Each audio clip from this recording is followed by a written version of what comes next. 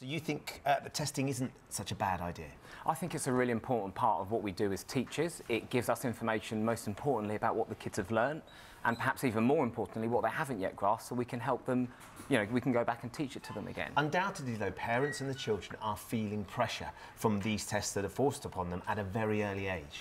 Absolutely, but I think that puts the onus on us as teachers and as head teachers to try and keep the stress that we might feel, because we're held accountable for those SATs results, to keep that pressure to ourselves and not to project it onto what very often are very young children.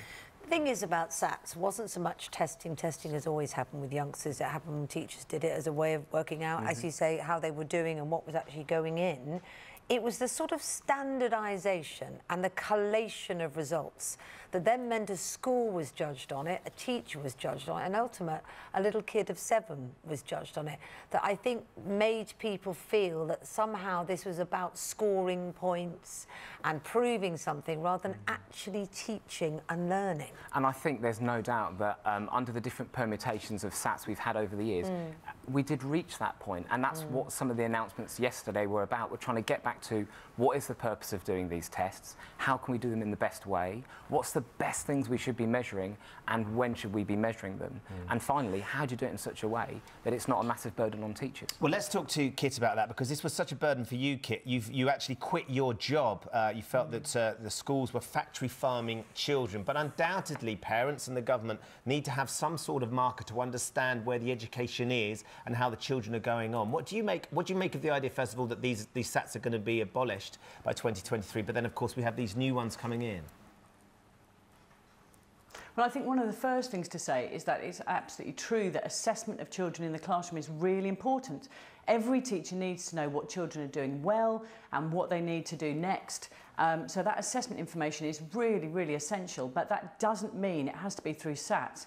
And in fact, the bigger issue for me is the fact that the SATs only measure a very, very narrow set of skills and attributes, and well, not attributes, knowledge, because you can only measure so much from a written test. You can't measure the really important things, and therefore what's happening is we're judging schools on measurement of the ear of a pig, and then letting the rest of the pig be unimportant and wither away. So we've got some schools who are doing really well because the one ear is doing really well, and yet we've got children leaving primary school where they haven't got the communication skills, they've not got the emotional intelligence that they need for a successful future, and that's a real worry for me. But Kit, that was happening before, wasn't it? One of the reasons why SATs were brought in was because there was a concern in secondary schools that there were vast holes in children's knowledge.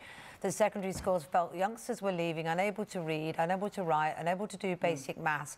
And while SATs are flawed, those that are for them would argue it's kind of the best we've got, just as some would argue GCSEs are flawed and A-levels are flawed, and it's a test that everyone has to take. I think if we asked, what I would love is for Justin Greening to take up the challenge to have a referendum from every educationist, every teacher, every parent and every child about whether they really feel that those SATs tests actually contribute to a child doing really well and leaving primary school having succeeded. And I think if that was taken up, so how would and you people test honestly them? said whether they felt we're clear that you going to think they're wrong. You left your job for it. How would you test them? What would your test be in a way that would work for all? It goes back to, for me, the issue of the fact that you can't measure the important things very easily, and that's hard. But the government is trying to measure schools on those small measures. If you look at Exeter University did some great research a few years ago, and they asked some really, all the UK big industries and organisations and global industries, what do you really, what do you need for people when they start employment? What employability skills do you need?